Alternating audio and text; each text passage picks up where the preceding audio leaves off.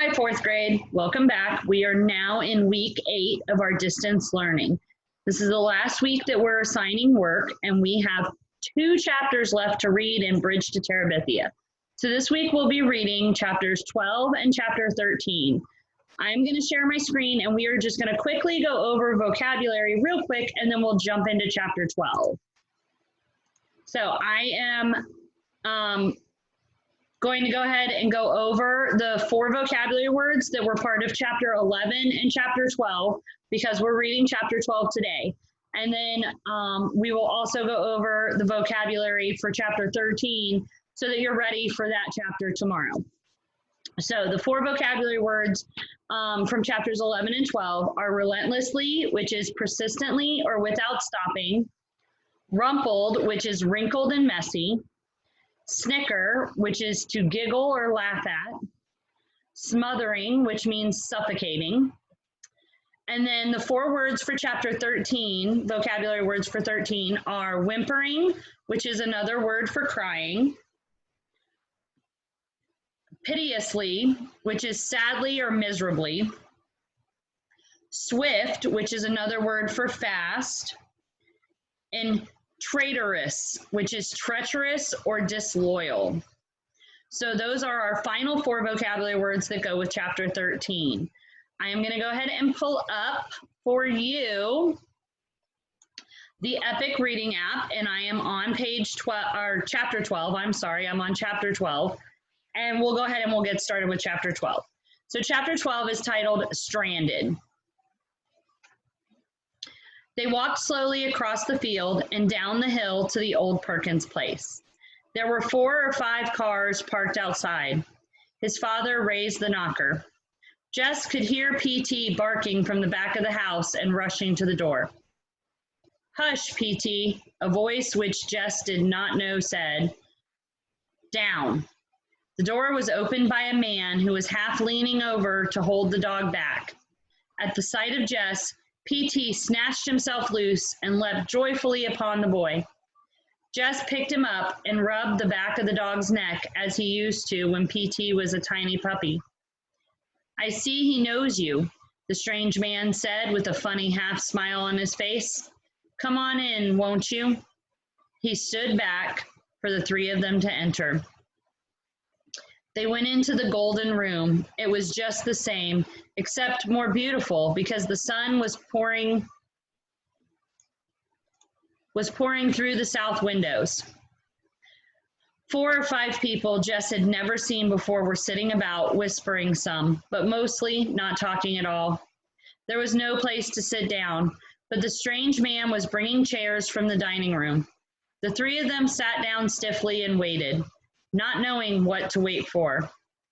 An older woman got up slowly from the couch and came over to Jess's mother.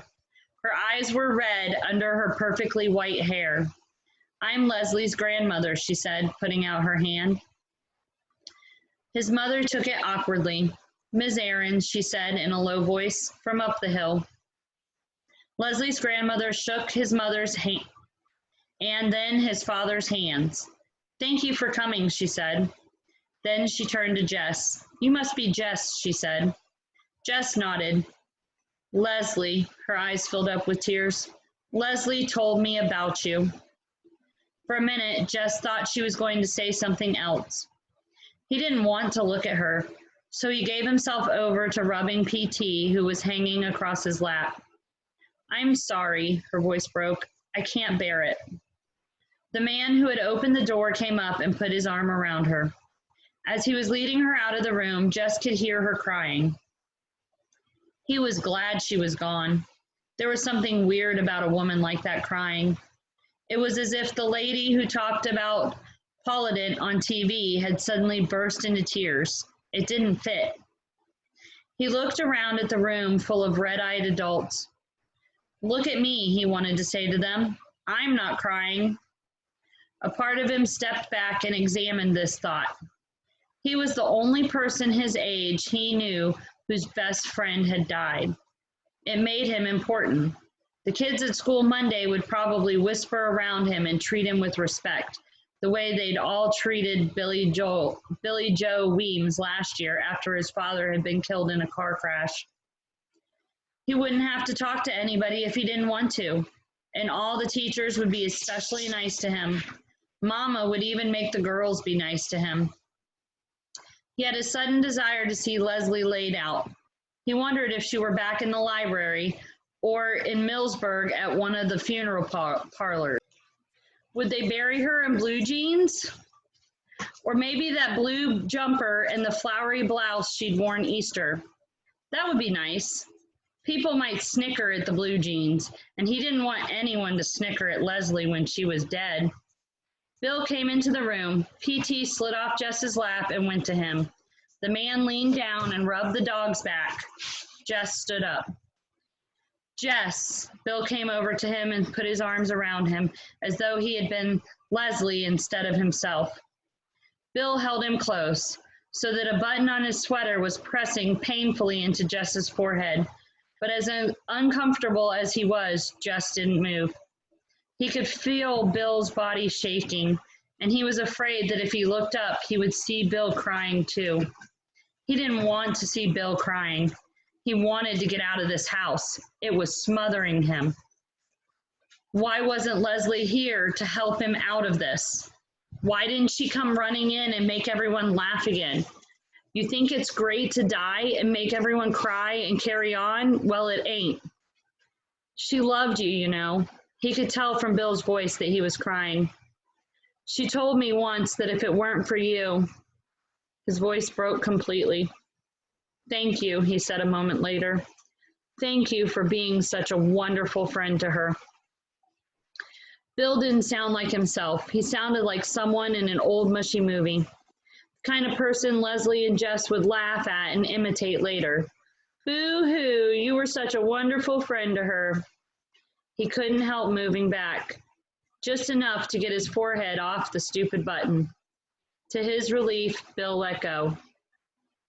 He heard his father ask Bill quietly over his head about the service. And Bill answering quietly, almost in his regular voice, that they had decided to have the body cremated and were going to take the ashes to his family home in Pennsylvania tomorrow. Cremated. Something clicked inside Jess's head. That meant Leslie was gone, turned to ashes. He would never see her again. Not even dead. Never. How could they dare? Leslie belonged to him. More to him than anyone in the world. No one had even asked him. No one had even told him. And now he was never going to see her again. And all they could do was cry. Not for Leslie. They weren't crying for Leslie. They were crying for themselves. Just themselves. If they'd cared at all for Leslie, they would have never brought her to this rotten place. He had to hold tightly to his hands for fear he might sock Bill in the face. He, Jess, was the only one who really cared for Leslie. But Leslie had failed him.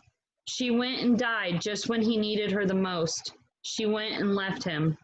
She went swinging on that rope just to show him that she was no coward. So there, Jess Aarons. She was probably somewhere right now laughing at him, making fun of him like he was Mrs. Myers. She had tricked him. She had made him leave his old self behind and come into her world. And then, before he was really at home in it, but too late to go back, she had left him stranded there, like an astronaut wandering about on the moon, alone.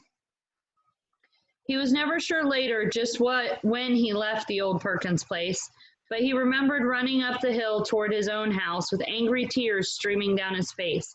He banged through the door. Maybelle was standing there, her brown eyes wide. "Did you see her?" she asked excitedly. "Did you see her laid out?" He hit her in the face as hard as he had ever hit anything in his life. She stumbled backward from him with a little yelp. He went into the bedroom and felt under the mattress until he retrieved all his paper and paints that Leslie had given him at Christmas time. Ellie was standing in the bedroom door fussing at him. He pushed past her. From the couch, Brenda, too, was complaining, but the only sound that really entered his head was that of Maybelle whimpering.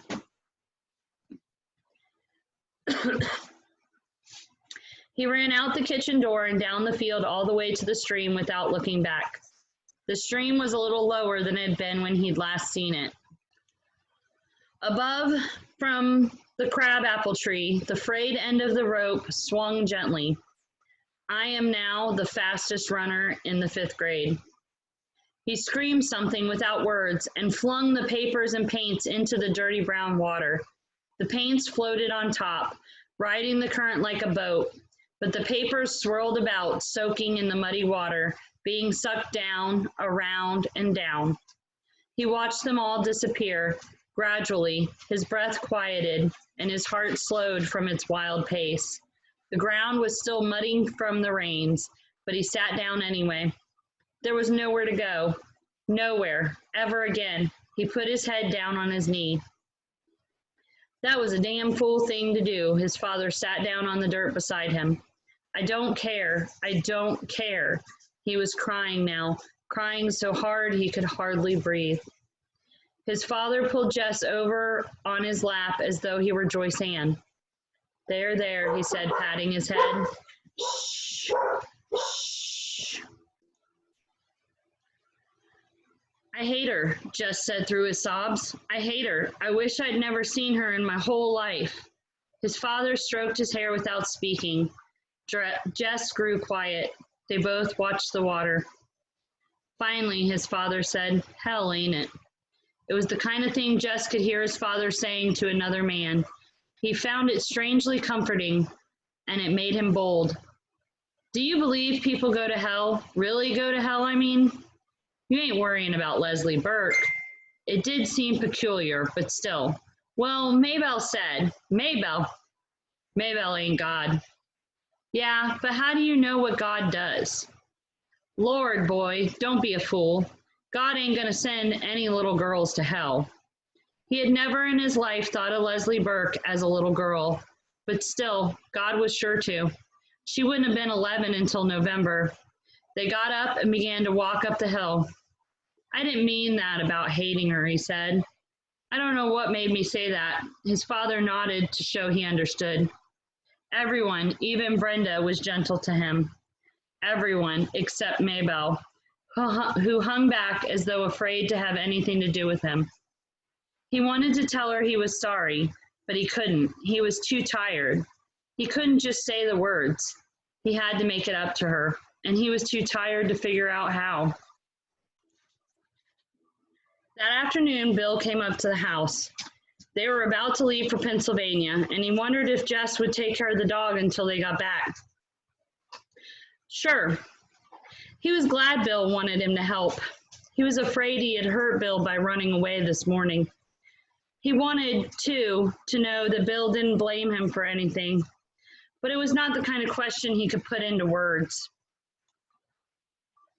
He held PT and waved as the dusty little Italian car turned into the main road. He thought he saw them wave back, but it was too far away to be sure. His mother had never allowed him to have a dog, but she made no objection to PT being in the house. PT jumped up on his bed and he slept all night with PT's body curled against his chest. All right, and that is the end of chapter 12. We have one more chapter, chapter 13, Building the Bridge, which we will read tomorrow. I hope you guys are having a good start to week 8. Bye now.